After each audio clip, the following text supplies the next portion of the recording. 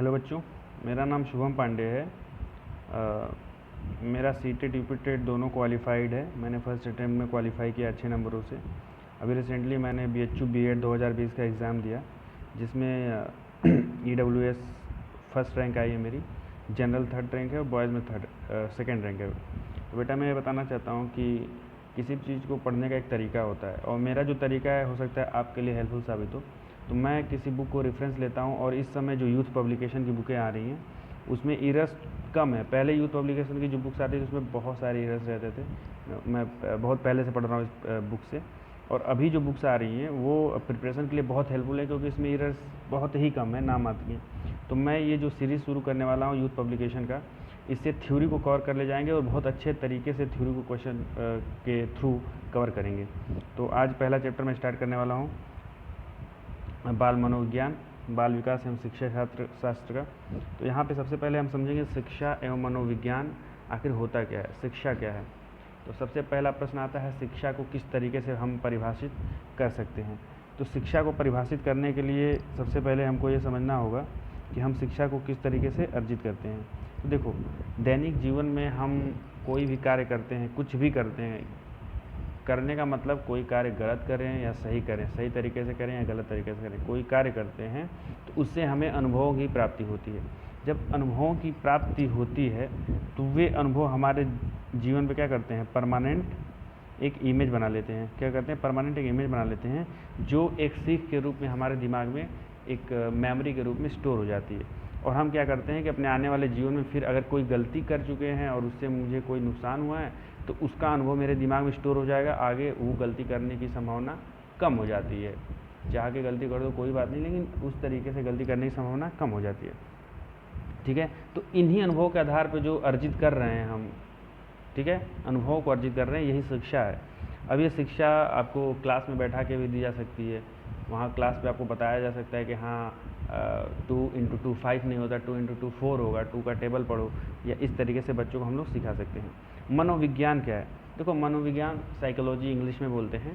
मनोविज्ञान मन का विज्ञान है कि हमारा मन एक अवस्था को देखकर, एक सिचुएशन को देखकर किस तरीके से रिएक्ट करता है, मन में किस तरीके की प्रोग्रामिंग है, उसी को मनोविज्ञान कहते हैं, मन का विज्ञान।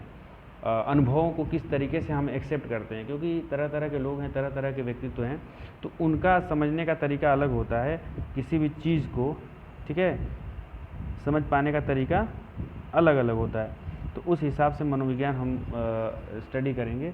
और इंडिविजुअल के हिसाब से मनोविज्ञान क्या होता है, अलग हो सकता है। एक पर्टिकुलर कंडीशन में कोई इंसान कुछ दूसरा एक्शन ले रहा हो, और उसी कंडीशन में कोई तीसरा पर्सन है तो कुछ अलग तरीके का एक्शन ले रहा हो, तो ऐसा हो सकता है। तो मनोविज्ञान केवल ये बताता है कि उसके जो अनुभव हैं उसके आधार पे ही वो एक्शन लेगा। तो मनोविज्ञान में सबसे पहली बात ये होती है कि हमें जिस व्यक्ति को समझना है उसके अनुभव को समझना होता है, फिर हम उसको समझ सकते हैं कि वो मनोवैज्ञानिक आधार पर किस तरीके से क्या कार्य करेगा। तो अभी हम बच्चों की बात करेंगे। तो बच्चों में शिक्षा और मनोविज्ञान का बहुत ही एक इम्पॉर्टेंट रोल है, क्योंकि जब बच्चा छोटा होता है तो एक कच्चे घड़े के समान होता है, तो वहाँ पे उसके आसपास के जो अनुभव हैं बहुत ही ज़्यादा प्रभाव डालते हैं। तो स्टार्ट करते हैं। चलो, यहाँ पे सबसे पहले हम पहला क्वेश्चन देखते हैं। पहला क्वेश्चन हमारे पास है, बाल मनोविज्ञान के अनुसार शिक्षा के क्षेत्र में मुख्य स्थान है।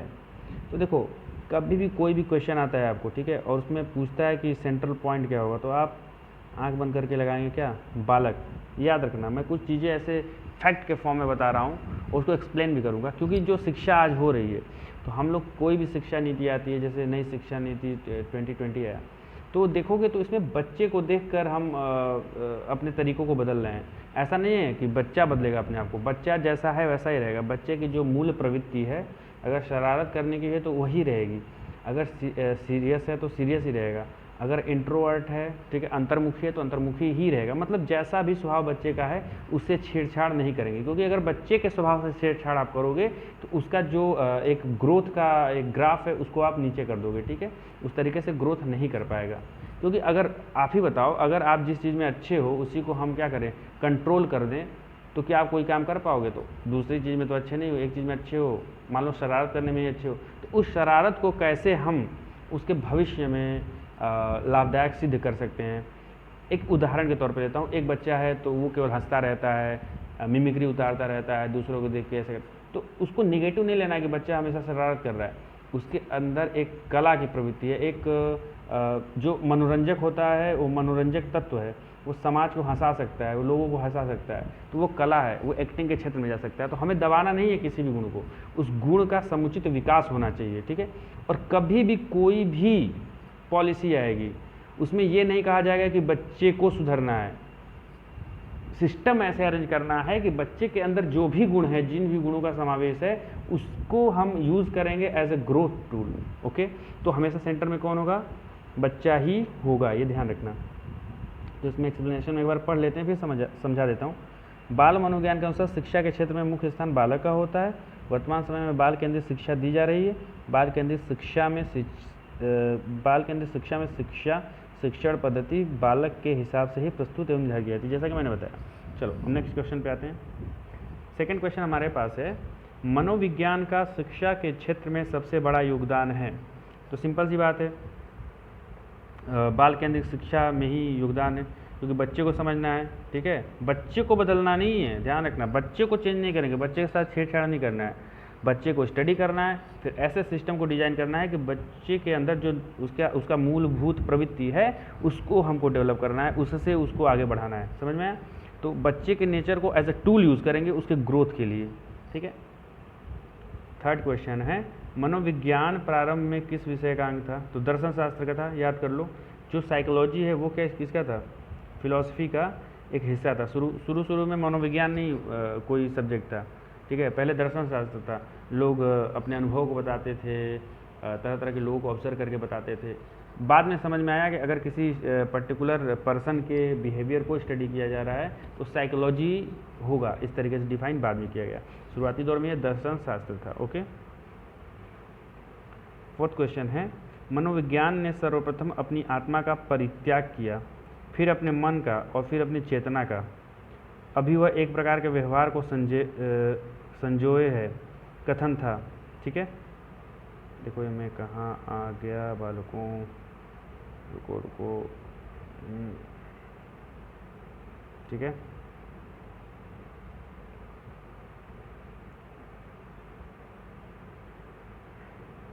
देखो वुडवर्थ, तो याद करने वाली चीज़ है, इसको याद कर लेना। क्या है? मनोविज्ञान ने सर्वप्रथम अपनी आत्मा का परित्याग किया, फिर अपने मन का, अभी वह एक प्रकार के व्यवहार को संजोए है, कथन है वुडवर्थ का। याद करना है, वुडवर्थ का ये कथन है। फिफ्थ नंबर पे आते हैं। देखो ये एक पिरामिड बना हुआ है, इसको देख लो। देखो जैसा मैं पढ़ा रहा हूँ ना, जो बता रहा हूँ, समझ लो कि जब एग्ज़ाम दोगे तब समझ में आएगा कि हाँ सर यही आता है। और पढ़ाने के लिए तो बहुत सी चीज़ें हैं, लेकिन अभी जो मैं बता रहा हूँ उसको पढ़ते जाओ, ठीक है। फिफ्थ नंबर पे क्वेश्चन है, निम्न में से कौन सी शिक्षा मनोविज्ञान की सर्वाधिक व्यक्तिनिष्ठ विधि है? अंतर्दर्शन विधि। तो इसका मतलब क्या हुआ? शिक्षा मनोविज्ञान की सर्वाधिक व्यक्तिनिष्ठ विधि अंतर्दर्शन विधि है। इसमें विद्यार्थी या व्यक्ति के जीवन का इतिहास जानकर निष्कर्ष निकालते हैं। देखो अंतर्दर्शन विधि का मतलब हुआ, अंतर्दर्शन का मतलब अंदर झांक कर देखना, इसका अर्थ हुआ, शाब्दिक अर्थ है हुआ अंदर झांक के देखना। तो अंतर्दर्शन विधि, अगर मैं किसी भी, मान लो अगर एक बच्चे को मुझे समझना है, तो बच्चे को केवल देख के उसके रूप से, उसके लंबाई से, उसके हाइजीन से या साफ सुथरेपन से मैं उसके बारे में डिसाइड नहीं कर सकता कि काला है तो बहुत बुरा है, ठीक है, छोटा है तो बुरा है। ऐसा मैं स्टीरियोटाइप नहीं बना सकता, ठीक है, क्योंकि ये बहुत ही गलत है शिक्षा के क्षेत्र में। वो गधा है, वो नहीं पढ़ सकता, वो ब्रिलियंट है, ये स्टीरियोटाइप नहीं होना चाहिए, ये नहीं करना है। ये साइकोलॉजिकल इफेक्ट डालता है बच्चों पे। तो कहने का मतलब कि मनोविज्ञान का सर्वाधिक व्यक्तिनिष्ठ विधि है। व्यक्तिनिष्ठ का मतलब उस बच्चे को केंद्रित करके समझने वाली विधि क्या है? अंतर्दर्शन विधि। उसके अंदर झांक कर उसको समझने की विधि है कि उसका दिमाग किस तरीके से काम कर रहा है, किस पर्टिकुलर एस्पेक्ट के लिए वो दब के रह रहा है, नहीं सीख पा रहा है, और किस एस्पेक्ट में वो अपने आप को कंफर्टेबल फील करता है, या कौन सी ऐसी चीज़ है जिसमें वो अनकंफर्टेबल अपने आप को फील कर रहा है। तो हमें कुछ ऐसा सिस्टम डिज़ाइन करना है कि वो अपने आप को अनकंफर्टेबल फील ना करे। आई होप आपको समझ में आया होगा। 6 नंबर पे है, निम्नलिखित में से कौन सा विकल्प शिक्षा मनोविज्ञान की एक सीमा है? ठीक है, तो सिंपल सी बात है, इसमें ऑप्शन देख लीजिए। बाल विकास की विभिन्न अवस्थाओं का ज्ञान, कक्षा की समस्याओं का समाधान, बाल केंद्रित शिक्षा, व्यक्तिगत भिन्नताओं की समस्या। तो हाँ, ये एक सीमा है शिक्षा मनोविज्ञान, क्योंकि मैंने अभी बताया कि इंडिविजुअल टू इंडिविजुअल जो साइकोलॉजी है वो बदलती है, तो इसमें सामंजस्य करना ये थोड़ा सा लिमिटेशन है कि अगर एक व्यक्ति को हम स्टडी कर रहे हैं, एक के लिए कोई अप्रोच सही हो सकता है तो दूसरे के लिए हो सकता है कि हेल्पफुल ना हो। समझ में आ रहा है? तो व्यक्तिगत भिन्नताओं की समस्या है।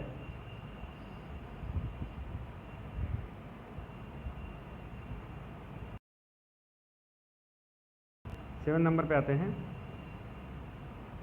प्रयोगात्मक विधि को सर्वप्रथम प्रस्तावित किया था, तो सबको पता है विल्हेम्स वुंट ने किया था प्रयोगात्मक विधि को सर्वप्रथम प्रस्तावित। ठीक है, इसको थोड़ा सा डिटेल में जान लेते हैं।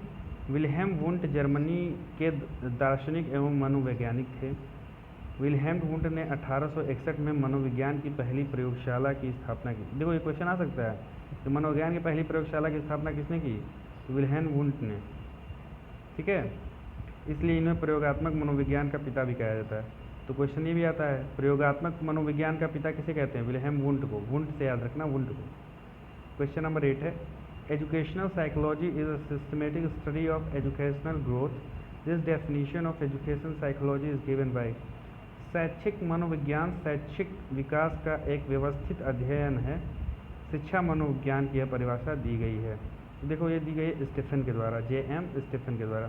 ये रटने वाली चीज़ें हैं बेटा, इसमें कुछ समझाने वाली चीज़ें नहीं है कि शैक्षिक मनोविज्ञान शैक्षिक विकास की एक व्यवस्थित अध्ययन है। शिक्षा मनोविज्ञान की यह परिभाषा किसके द्वारा दी गई है? स्टीफन के द्वारा। स्टीफन से याद कर लेना। 9 नंबर का क्वेश्चन, शिक्षा मनोविज्ञान है विशुद्ध विज्ञान, व्यवहारिक विज्ञान, मानक विज्ञान, उपयुक्त में से कोई नहीं।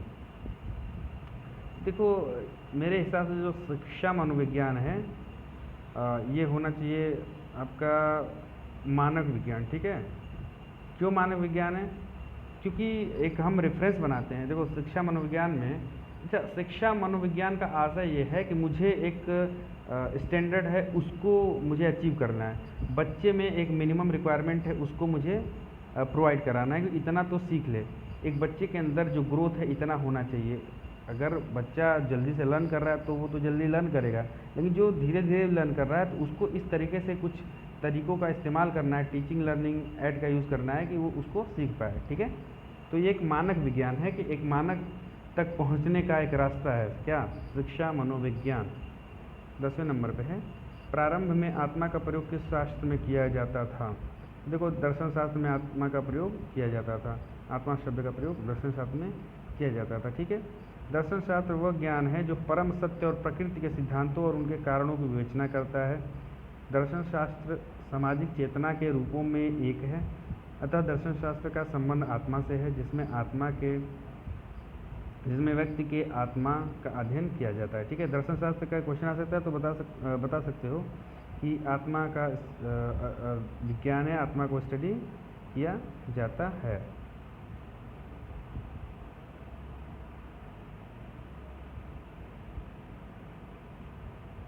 ठीक है, 11 नंबर पे क्वेश्चन है, 1882 ईस्वी में किस मनोवैज्ञानिक द्वारा लंदन में मानवीय विशेषताओं का अध्ययन करने के लिए प्रयोगशाला का निर्माण किया गया? प्रयोगशाला सबसे पहले किसने निर्माण किया था? बीने ने। ठीक है, मानवीय विशेषताओं का अध्ययन करने के लिए प्रयोगशाला का निर्माण किया था किसने? बीने ने।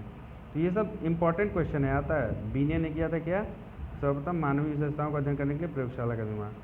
12 नंबर पे क्या है, शिक्षा मनोविज्ञान का अध्ययन अध्यापक को इसलिए करना चाहिए क्योंकि इससे शिक्षक को आत्मसंतुष्टि मिल सके। देखो केंद्र में स्टूडेंट है, ठीक है, बालक है, तो उस स्टूडेंट को देख के हमें काम करना है कि उसमें ग्रोथ होना चाहिए। तो शिक्षा मनोविज्ञान का आशय तो होगा उसी से जुड़ा हुआ, बच्चे से, इससे वह दूसरों को प्रभावित कर सके। तो अध्यापक दूसरों को प्रभावित कर सके तो अध्यापक को ग्रोथ थोड़ी करना है। अध्यापक तो एक रेफरेंस होता ही है, अध्यापक को आइडियल माना जाता है। ठीक है, आदर्श वाचन इसलिए बोला जाता है कि अध्यापक आदर्श वाचन करता है और बच्चे क्या अनुकरण वाचन करते हैं। जिसको अनुकरण करना है उसको तो सीखना है, अध्यापक भी सीखता है लेकिन बच्चे को सिखाना ज़्यादा इम्पोर्टेंट है। अध्यापक इसलिए सीखता है कि बच्चे को अच्छे से सिखा सके। किस तरीके से बच्चे को अच्छे से सिखाया जाए, सी ऑप्शन है। इससे वो अपनी परीक्षाओं में प्रथम आ सके, इसकी सहायता से अपने शिक्षण को अधिक प्रभावशाली बना सके। देखो ये ऑप्शन सही है कि अपने शिक्षण को अधिक प्रभावशाली बना सके तो बच्चों को अच्छे से सिखा पाए। 13 नंबर क्वेश्चन है, विकासात्मक मनोविज्ञान में जीवन का अध्ययन किया जाता है। देखो विकासात्मक मनोविज्ञान में तो देखो विकास कैसे होता है। वैसे तो अगर देखा जाए तो जो मनोविज्ञान है, ठीक है, एक होता है मनोविज्ञान, ठीक, और एक होता है क्या, ग्रोथ, ठीक है। तो जो मनोविज्ञान है उसको समझने के लिए अगर मनोविज्ञान का अध्ययन करोगे कभी भी, तो मनोविज्ञान का दायरा बच्चे के जन्म से होता है और मरने तक चलता है। और जो बच्चे का ग्रोथ है वो पेट के अंदर जब भ्रूण का निर्माण होता है तो वहाँ से स्टार्ट होगा और मरने तक चलेगा ग्रोथ, ठीक है। कुछ ना कुछ तो ग्रोथ होता ही है। तो इसमें ग्रोथ कब तेज़ी से होगा, तेज़ी से विकास होगा। तो विकास का मतलब भ्रूण से मरने तक, और मनोविज्ञान का क्या है, एक दायरा है कहाँ से, जन्म से मरने तक। तो जो मनोविज्ञान का जो एक सिनारियो चलता है वो इक्वल अमाउंट में लाइफ के हर स्पेन में चलता है, लेकिन जो विकास है वो शुरुआती दौर में बहुत तेज़ी से चलता है, बाद में धीमी गति से, और बाद में तो अत्यंत ही धीमी गति से विकास होता है। और विकास क्या हो सकता है, नकारात्मक भी हो सकता है, मतलब अनुभवों का लोप भी हो सकता है। लेकिन जो मनोविज्ञान है वो कुछ न कुछ हमको जरूर सिखाता जाएगा, ठीक है। तो विकासात्मक मनोविज्ञान एक वैज्ञानिक अध्ययन है जो मनुष्य के जीवन में हो रहे परिवर्तन के बारे में बताता है। विकासात्मक मनोविज्ञान के 3 लक्ष्य हैं: विकास का वर्णन करना, समझना और अनुकरण करना। मनुष्य जीवन चरणबद्ध तरीके से आगे तक की तरफ बढ़ता है: शैशवावस्था, बाल्यावस्था, किशोरावस्था और प्रौढ़ावस्था, ठीक है। अब देखो इसको सुमेलित करना है। तो रिपब्लिक है, ये किसने लिखा था, प्लेटो ने लिखा था, ठीक है। रिपब्लिक को किसने लिखा, प्लेटो ने लिखा। और इसमें देख लेते हैं, रिपब्लिक प्लेटो ने लिखा है, एमिल एंड एजुकेशन रूसो ने लिखा है, the school and society John Dewey ने लिखा है, और संध्या विधि दयानंद सरस्वती ने लिखा है। तो इस तरीके से इसको लर्न करना है बेटा, ये फैक्ट है, इसको याद कर लेना। इसके लिए कोई ट्रिक नहीं है कि सर हैं तो भी वो याद कर लें, सर हैं तो याद करना पड़ेगा, आप हैं तो भी याद करना पड़ेगा, तो कोई दिक्कत नहीं है, इसको याद कर लेना। रिपब्लिक किसने लिखा है, प्लेटो ने, एमिल एंड एजुकेशन रूसो ने, the school and society John Dewey ने, और संध्या विधि दयानंद सरस्वती ने लिखा है, ठीक है। देखो ये सब क्वेश्चंस कभी कभी सी-टेट में, देखो विशेषकर बता रहा हूँ, तो मेन जो कंसेप्ट है उस पर क्वेश्चन आते हैं। ये नहीं आता कि ये किसने लिखा, वो किसने लिखा। एक क्वेश्चन आ गए या 2 क्वेश्चन आ गए तो बहुत आता है सी-टेट में। सी-टेट अगर आपको बाल मनोविज्ञान में मैंने सी-टेट दिया था, उसमें मेरा 29 आउट ऑफ 30 था, प्राइमरी में भी और अपर प्राइमरी में भी, ठीक है बेटा। तो मेरा ये कंसेप्ट था कि मुझे थ्योरी और जो कंसेप्ट है, कोर है, वो मुझे पता था, और मैंने ये भी पढ़ा था किसने क्या कहा है, उस समय याद होता है। तो इसका ज़्यादा नहीं आता सी-टेट में। लेकिन अगर यूपी टेट की बात करो, सुपर टेट की बात करो, तो उसके लिए आपको फैक्ट भी पता होने चाहिए, किसने क्या लिखा, किसका क्या कथन है, ठीक है। अगर इस तरीके से पढ़ोगे तो दोनों तरीके से जो है आप ग्रोथ कर पाओगे। सुपर टेट को भी एक दिमाग में रख के पढ़ना है। 15 नंबर का क्वेश्चन है, एक शिक्षक को अपने विद्यार्थियों की क्षमताओं को समझने का प्रयास करना चाहिए। निम्नलिखित में से कौन सा क्षेत्र इस उद्देश्य के साथ संबद्ध है। देखो शिक्षा मनोविज्ञान इसके साथ संबद्ध है। क्षमताओं को कैसे समझोगे, जब उसको उसकी मानसिक स्थिति को समझोगे, मनोविज्ञान को समझोगे, ठीक है। 16 नंबर पे है, मनोविज्ञान शिक्षा का आधारभूत विज्ञान है, ये किसने कहा था, तो स्किनर ने कहा था, इसको याद कर लो। मनोविज्ञान शिक्षा का क्या है, आधारभूत विज्ञान है, यह कहा था स्किनर ने। आधुनिक मनोविज्ञान का अर्थ है, आधुनिक मनोविज्ञान का अर्थ है व्यवहार का अध्ययन, और जो पुरातन मनोविज्ञान था उसका क्या मतलब था, आत्मा का अध्ययन। यही अंतर है, अभी पढ़ के हम लोग आ रहे हैं। तो जो अगर पूछ दे कि पुराने मनोविज्ञान में या जो सबसे पहले मनोविज्ञान का अर्थ होता था वो क्या होता था, आत्मा का अध्ययन होता था। अब के मनोविज्ञान का अर्थ होता है व्यवहार का अध्ययन, ठीक है। आधुनिक मनोविज्ञान का अर्थ होता है व्यवहार का अध्ययन। शिक्षा मनोविज्ञान की उत्पत्ति का वर्ष, तो यह है 1900। शिक्षा मनोविज्ञान की उत्पत्ति का वर्ष क्या है, 1900। तो इसको पढ़ लेते हैं, इंपॉर्टेंट है। शिक्षा मनोविज्ञान का औपचारिक प्रारंभ आधुनिक काल में वर्ष 1889 से जी स्टेनहाल के प्रयासों से माना जाता है। स्टेनले हाल को बाल मनोविज्ञान का अन्वेषण भी कहा जाता है। थान डाइक द्वारा स्थापित कोलंबिया विश्वविद्यालय में शिक्षक प्रशिक्षण महाविद्यालय की स्थापना होने के फलस्वरूप शिक्षा मनोविज्ञान के अध्ययन को दृढ़ता मिली एवं शिक्षा मनोविज्ञान की स्वतंत्र रूप से अध्ययन करने का सिलसिला यहीं से शुरुआत हुआ था, ठीक है बेटा। ये 80 नंबर का क्वेश्चन है। जो 19 नंबर का क्वेश्चन है, शिक्षा मनोविज्ञान का संबंध किससे नहीं है। मानव व्यवहार का अध्ययन है शिक्षा मनोविज्ञान का। मानसिक प्रक्रियाओं का अध्ययन, हाँ है। सीखने के तरीकों का अध्ययन, हाँ ये भी मनोविज्ञान होता है कि सीखने के तरीकों को कैसे अध्ययन करें, किस तरीकों को डेवलप करें कि बच्चों को ज़्यादा से ज़्यादा सीखने में मदद हो पाए। संचार माध्यमों का अध्ययन, भैया ये तो नहीं होता है शिक्षा मनोविज्ञान की संचार के माध्यमों को स्टडी करना है, हमें सिखाना है, और सिखाने के लिए जो जो चीज़ें हमें लगेंगी, जिन जिन चीज़ों को समझना होगा वो समझेंगे हम लोग, ठीक है। तो संचार के माध्यम का अध्ययन नहीं है। 20 नंबर पे है, निम्नलिखित में से कौन शिक्षा मनोविज्ञान की प्रकृति है, ठीक है। कला, विज्ञान, विध्यात्मक विज्ञान, उपरोक्त में से कोई नहीं। तो इसमें होगा, देखो विध्यात्मक विज्ञान है, इसमें थोड़ा कन्फ्यूजन है, मुझे भी क्लियर नहीं है, तो इसको याद ही कर लो। अगर ये क्वेश्चन आता है तो आप लगाओ क्या, विध्यात्मक विज्ञान। तो मेरे हिसाब से जो मनोविज्ञान है, मेरे हिसाब से मैं अपना बता रहा हूँ, मेरा जो अनुभव है उसके हिसाब से जो मनोविज्ञान है वो कला भी है और विज्ञान भी है, ठीक है।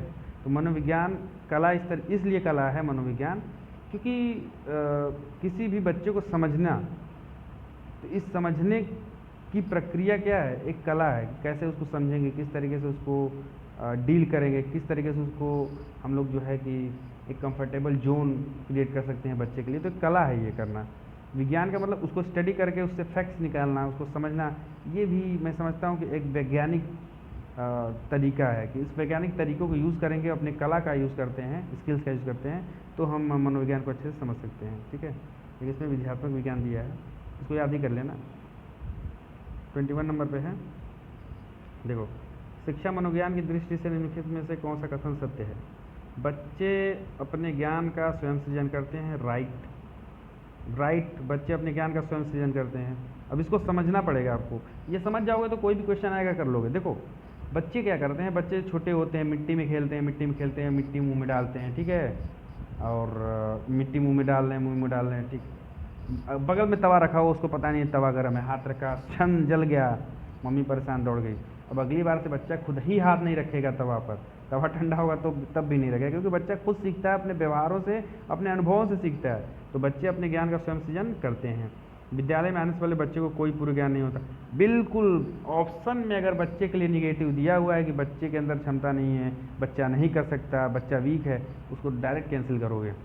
अधिगम प्रक्रिया में बच्चों को कष्ट होता है, बिल्कुल कष्ट नहीं होता है, आपको तरीका नहीं आ रहा होगा बच्चे को पढ़ाने का, ठीक है। बच्चे को पढ़ने में इंटरेस्ट तब आएगा जब एक प्रभावित शिक्षक होगा, शिक्षक के अंदर कुछ कला होगी, कुछ होता है ना, कुछ तो रस होना चाहिए आपके पास, जिससे कि बच्चे सुने। तो बच्चों के हिसाब से उसके मनोवैज्ञानिक आधार को देखते हुए आपको पढ़ाना होता है। बच्चे यथावत सीखते हैं जो उन्हें पढ़ाया जाता है, बच्चे यथावत नहीं सीखते हैं जो पढ़ाया जाता है। बच्चे अपने अनुभव का प्रयोग करते हैं और अपने जीवन से रिलेट करते हैं, हम जो उनको पढ़ाते हैं उसको वो अपने जीवन से रिलेट करते हैं, फिर उसको सीखने का प्रयास करते हैं।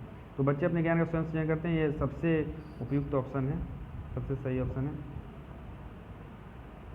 ठीक है। 22 नंबर पे है, एक शिक्षक को अपने विद्यार्थियों की क्षमताओं को समझने का प्रयास करना चाहिए। निम्नलिखित में से कौन सा क्षेत्र इस उद्देश्य के साथ संबद्ध है, ठीक है। शिक्षा मनोविज्ञान से संबद्ध है बेटा, ठीक है।